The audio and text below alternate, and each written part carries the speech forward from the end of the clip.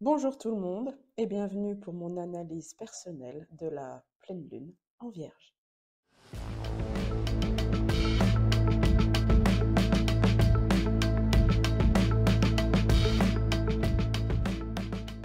Cette pleine lune en Vierge, elle aura donc lieu le 14 mars 2025 à 7h54, pardon, heure de Paris.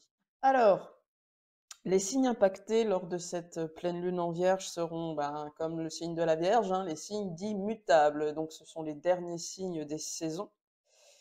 Donc les signes impactés lors de cette pleine lune en Vierge, ce sera comme le signe de la Vierge, les signes dits mutables, particulièrement les troisièmes décans. Vous voyez, la lune, elle est ici, dans le dernier décan du signe de la Vierge.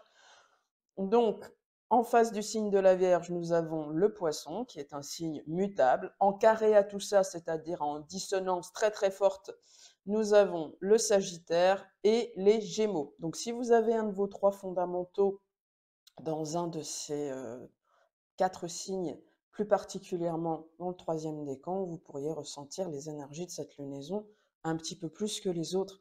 Et surtout, n'oublions pas, oh chose fantastique, que cette pleine lune est une éclipse. Et pourquoi donc? Parce qu'elle est proche des nœuds lunaires. Voilà. Donc c'est une éclipse pénombrale. On dit généralement que les éclipses ont l'énergie de 3 pleines lunes en même temps. Enfin, les éclipses pénombrales, les éclipses lunaires.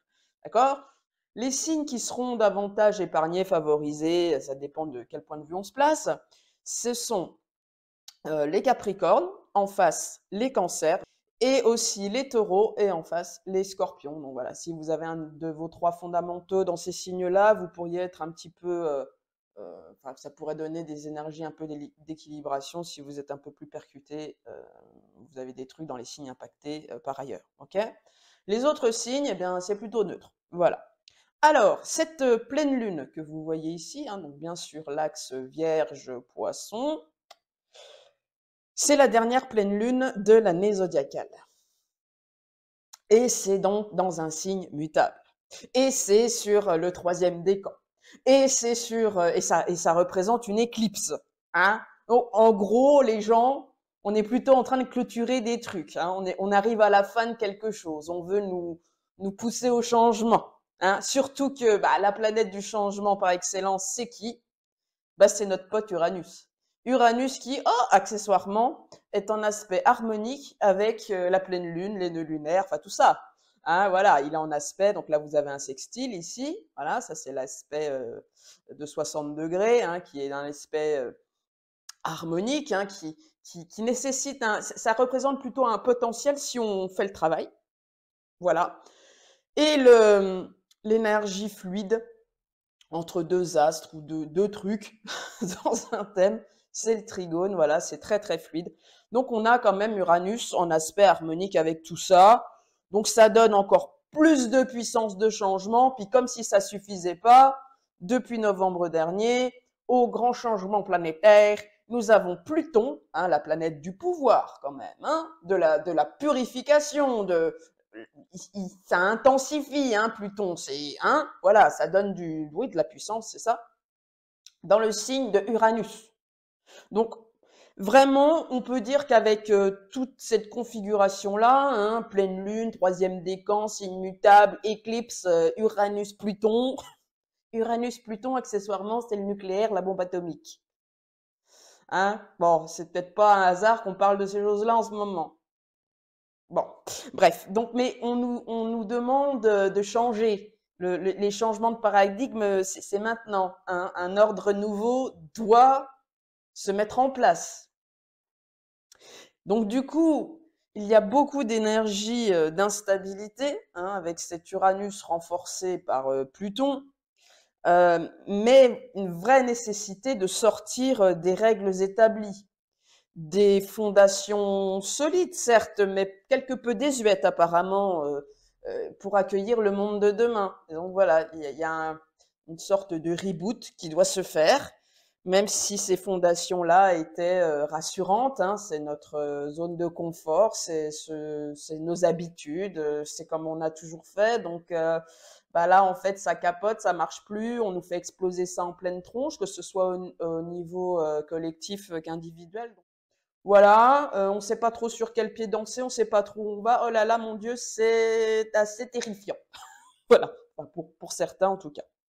Alors c'est vrai que ce sextile Uranus qui est en Taureau et Saturne qui est en Poisson, on nous demande peut-être de travailler, hein, le sextile demande du travail, l'acceptation de cette période qui nous emmène vers un nouvel ordre mondial, mais aussi peut-être individuel. Hein, vous, vous, vous vous rendez compte peut-être dans vos vies respectives qu'il y a des choses qui doivent changer, qui marchaient jusqu'ici très bien, puis tout d'un coup, ben, soit vous vous ennuyez, soit vous vous sentez étouffé, soit il faudrait amener un petit peu de peps à tout ça. Voilà, c'est possible. Hein. C'est pas obligé. Ce sont des énergies qui n'impactent pas tout le monde de la même façon, mine de rien. Ça dépend comment on est équipé à la base, bien sûr. Mais voilà, ça peut. En tout cas, sur le plan collectif, on voit bien que c'est un petit peu ce qui se passe. Mais avec le côté sextile nous rassure quand même. Nous dit bon, écoute gars, c'est un c'est un petit goulet assez chaud patate à traverser, mais c'est pour du mieux. Voilà, il faut qu'on en passe par là pour mettre en place quelque chose de nouveau, mais quelque chose qui va sortir un peu de nos habitudes, quoi. Hein. C'est sûr, là, on va vers l'inconnu. Alors, pour résumer un petit peu l'esprit de ces énergies, je vous ai trouvé une citation d'Oscar Wilde qui dit « Sans ordre, rien ne peut exister, mais sans chaos, rien ne peut évoluer. » Donc on est vraiment dans cette vibe-là. Après, bien sûr, c'est à nous, terriens, humains, d'essayer de faire évoluer les choses dans un sens positif. Hein. C'est vrai que le nœud nord en Poisson, dans le signe de Neptune, hein, le nœud nord qui est ici, dans le signe de Neptune, on doit tendre vers les qualités de Neptune, donc c'est-à-dire ses côtés positifs, qui est la paix, hein, on en parle beaucoup en ce moment, la tolérance, la bienveillance, l'amour universel, le côté on a beau être différents, au final nous ne sommes qu'un.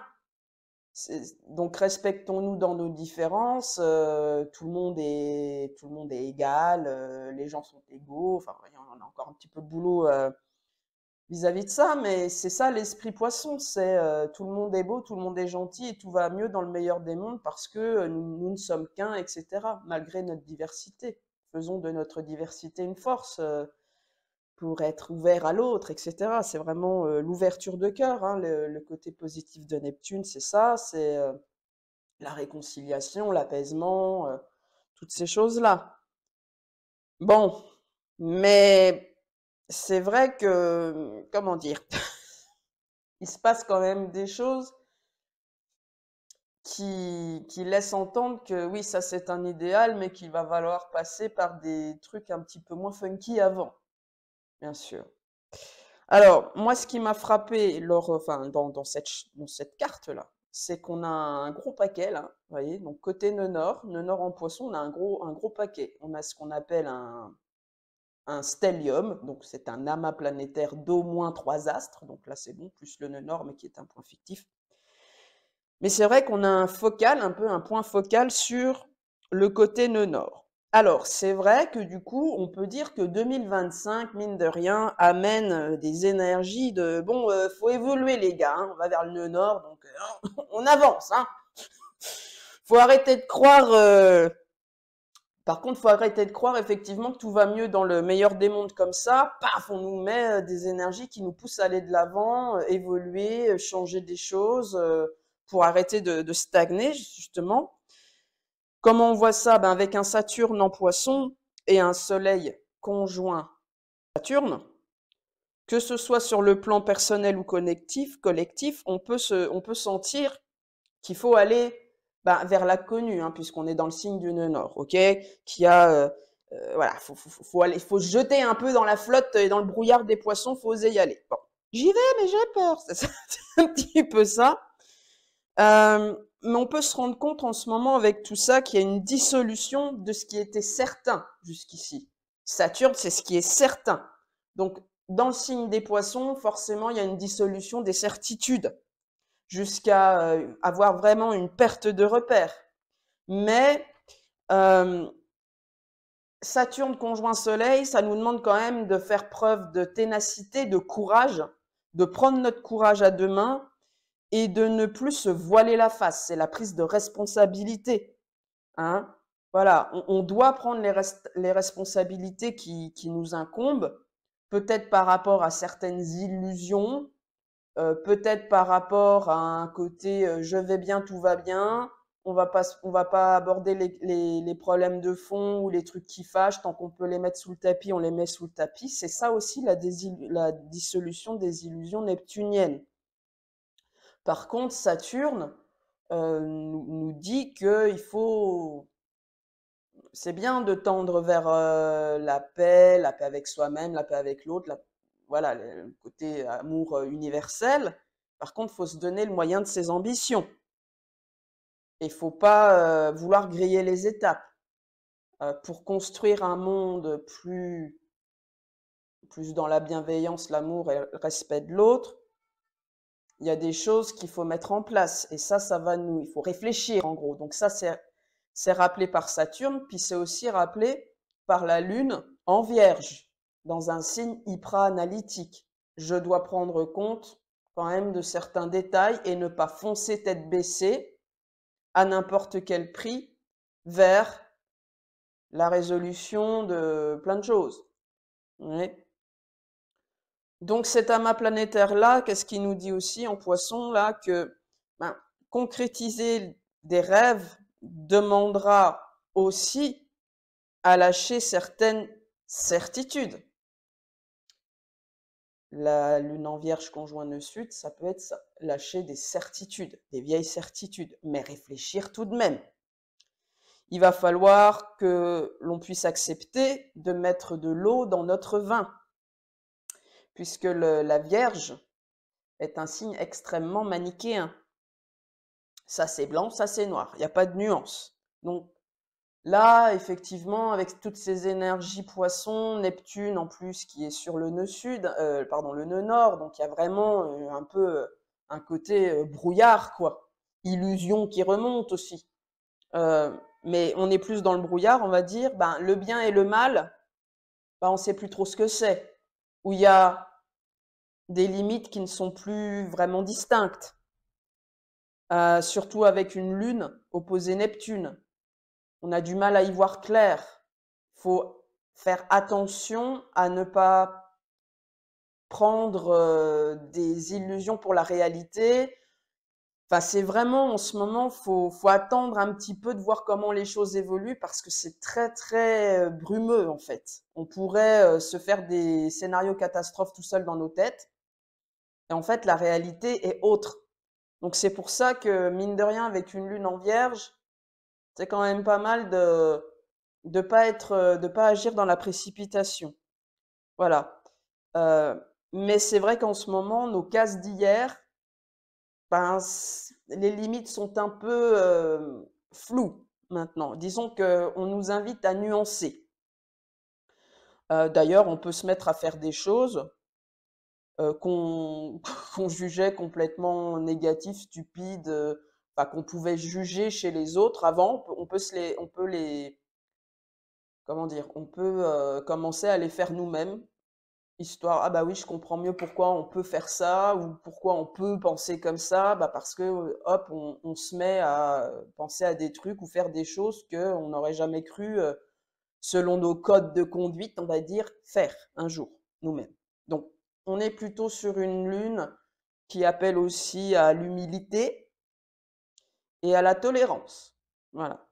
Alors, ce côté-là, il peut être amplifié par le fait que Mercure passe rétrograde le lendemain. Hein. Le 15 mars, il est rétrograde, notre Mercure. Donc, on va dire que le jour de la pleine lune, bah, il bouge plus, quoi. Il est en stagnation. On va considérer qu'il est déjà rentré en rétrogradation, de toute façon, puisqu'il ralentit depuis quelques jours déjà.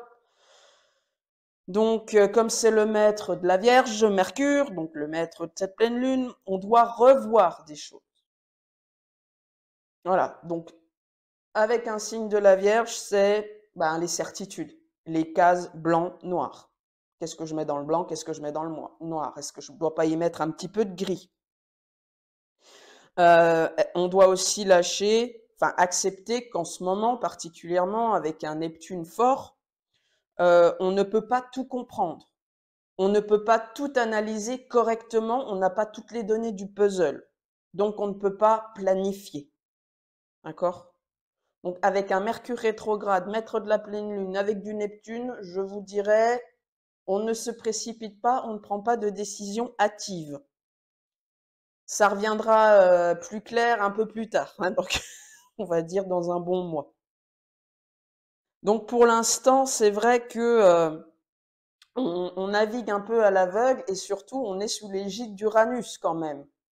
Donc ça veut dire qu'on peut prendre une décision et paf, il peut arriver quelque chose qui nous bouleverse. Enfin, c'est vraiment, faut avancer à tâtons, hein, d'accord? Parce qu'il va y avoir pas mal d'imprévus. Ça peut. Mais après, c'est vrai qu'avec un Mercure en Bélier qui est ici, donc et son maître du coup Mars, le maître du Bélier en Cancer, signe de la Lune, plus un axe Poisson Vierge, on est amené à quand même sortir du je suis ton serviteur, je me sacrifie pour ton bon plaisir. Ça a trop duré. Hein, un Mars en Bélier, rétrograde ou pas, il va vouloir un petit peu jouer des coudes, exprimer sa vérité, se faire justice. Mars en Cancer, c'est je me défends moi dans mon intériorité, mais je défends aussi ma famille, ma nation, ma tribu, ma communauté. Voilà. Vous comprenez un petit peu pourquoi on en est là aussi par rapport à ce qui se passe mondialement, le côté communautaire, le côté chacun essaye de tirer la couverture à soi, d'agir dans ses intérêts. Hein, on est quand même dans des énergies très Mars. Alors, bon, ça peut être bien parce que pour pas mal, ça sera un regain d'orgueil et d'amour-propre. Du moins, ça forcera un peu les choses quand on en manque. Donc ça pourrait être vraiment une occasion de reprise d'identité et d'identité personnelle, d'identité forte. Donc ceux qui ont l'impression de se faire bouffer, ben commenceront à montrer les crocs. Et puis ceux qui ont été trop en soumission ou effacés, puisqu'on est aussi en train de régler un équilibre Vierge-Poisson, donc trop effacés, trop soumis par autrui, ben commenceront à se faire entendre.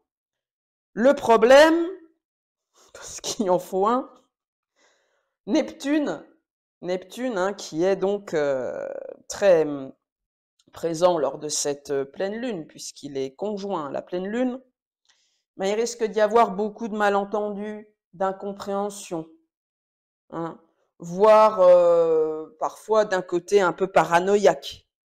C'est vrai qu'avec un Mars en Cancer, on peut se sentir vite attaqué, menacé. Ce truc-là, il est reparti en marche directe. Donc, on peut être tous un petit peu susceptibles en ce moment. Voilà. Puis avec, je vous dis, ces énergies Bélier, Vénus Bélier, Chiron Bélier, Mercure Bélier. C'est ça. Donc, heureusement finalement qu'il y a un petit peu de Saturne, hein, tonton Saturne, qui freine, qui bloque. Mais du coup, ça permet peut-être un petit peu de calmer le jeu.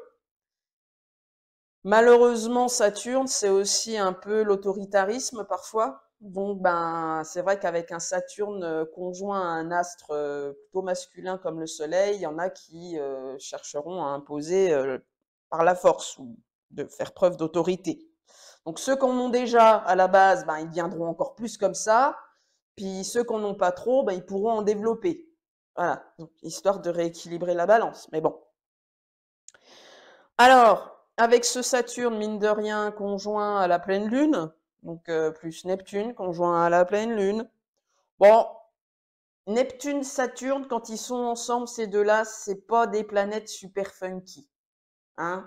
Saturne, Neptune, quand vous avez par exemple un transit Saturne carré Neptune, ou une conjonction Neptune-Saturne, vous voyez, quand ces deux astres, ils sont soit en conjonction, en carré ou en opposition, c'est l'ambiance, c'est pas la grosse teuf, quoi, hein, si vous voulez. Voilà, c'est quand même des énergies d'angoisse, de peur, de déprime, d'incertitude, hein, de doute, de fatigue, de perte de motivation. Hein. Neptune conjoint Soleil qui est ici. Bon, Saturne nous permet de tenir hein, dans ces eaux un peu troublées, embrumées, dans tout ça, mais on n'est pas motivé, mine de rien, pour faire grand-chose. Hein. Un trigone à Mars. Voilà. Ouais, on est dirigé pour se défendre, en fait, ou faire valoir ses droits, ou voilà, je vous dis, se défendre soi, enfin voilà, ses besoins, on va dire ses intérêts, se défendre sa famille, défendre sa tribu, sa communauté, etc. Donc on va dire que les actions, elles sont plus dirigées vers là, mais on peut quand même manquer de motivation, malgré tout, parce que ça capote, ça n'avance pas. Ouais,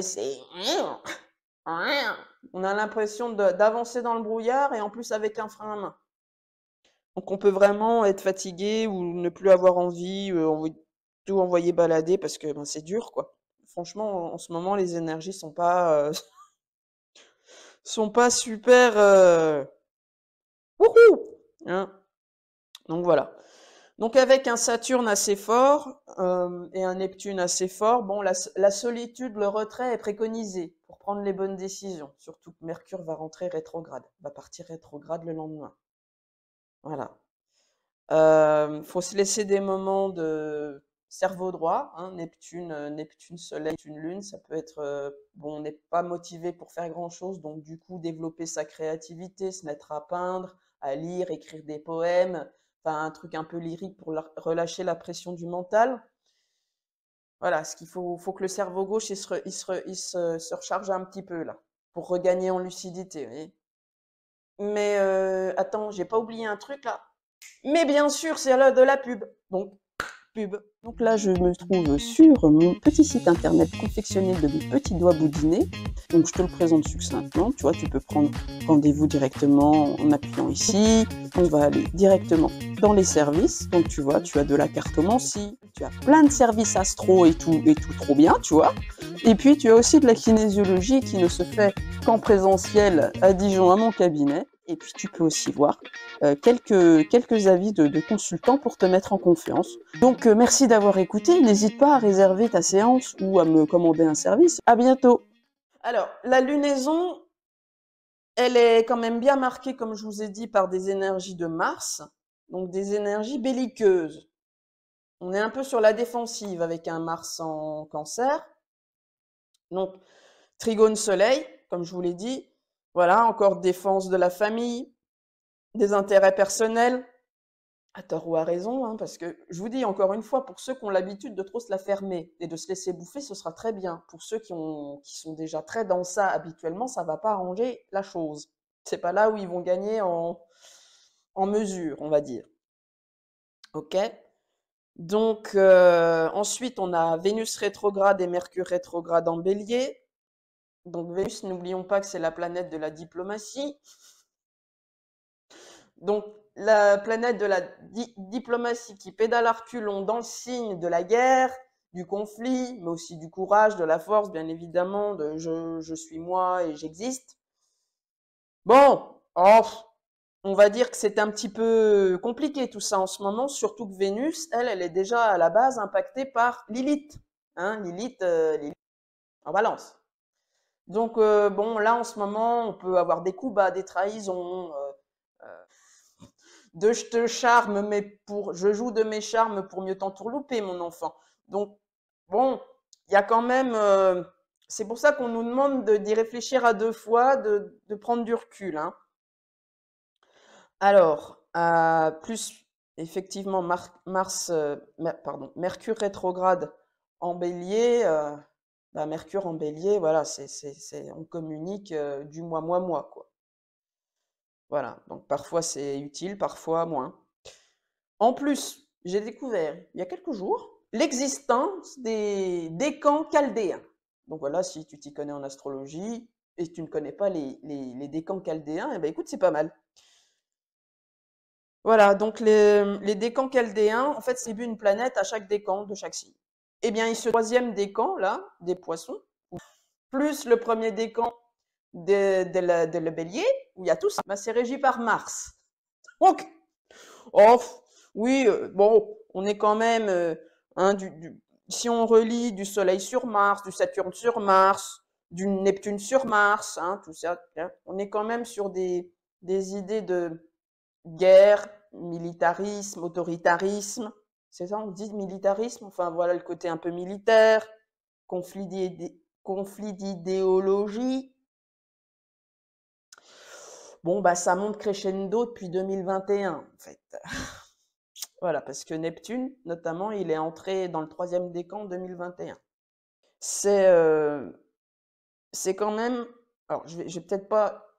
Je suis pas très bonne en géopolitique à la base, donc en astrologie géopolitique, c'est pas franchement mon truc. Mais bon, c'est vrai que Neptune et Saturne, ils vont entrer vraiment dans le bélier déjà un petit coup cet été, enfin là, printemps, été, et ils y reviendront pour définitivement début 2026. Je suis pas sûre qu'on puisse s'attendre à du calme ou à un apaisement, voilà. Il peut y avoir en tourloupe, il peut y avoir genre, ah tu vois, on s'est réconciliés, tout ça. En fait, attention, il peut y avoir du regrabuge derrière.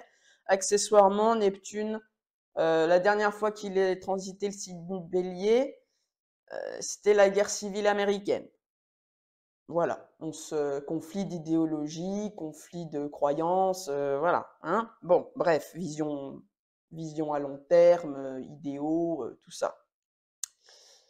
Plus Saturne là-dedans, Saturne-Mars, c'est du militaire hein, quand même. Donc, bon, on verra bien ce que ça donne. Et puis, Vénus rétrograde et Mercure rétrograde, bah, ils vont naviguer entre les signes là.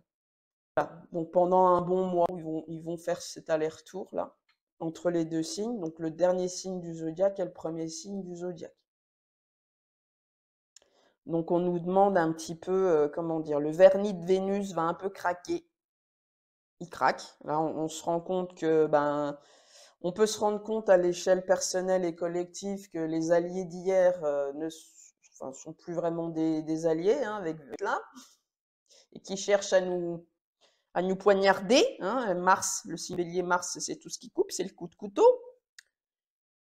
Donc voilà, ça peut faire mal. Et puis ben, bien sûr, Mercure, ben, ça peut être Mercure rétrograde, ça peut être soit des retours, enfin, soit des retours d'amis qu'on avait perdu de vue, soit des amitiés qui se terminent. Et Vénus, ça peut être soit des retours d'ex pour pacifier des choses, ou alors pour définitivement clôturer un dossier, si vous voulez.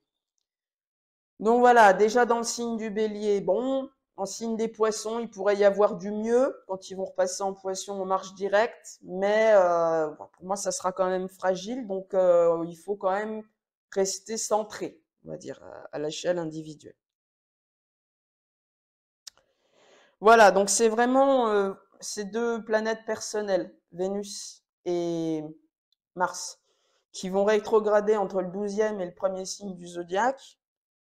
En même temps, ça va vraiment nous demander de mettre fin à certains trucs, revoir des choses et ne plus y retoucher derrière, hein, presque. Hein. C'est là, il va falloir fermer des portes. On est sur des énergies de profond reparamétrage, de flou artistique, je vous dis, pendant au moins un bon mois.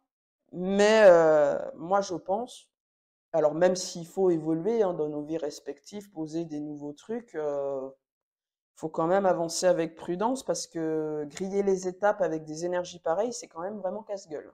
Voilà, ça c'est ce que je pense.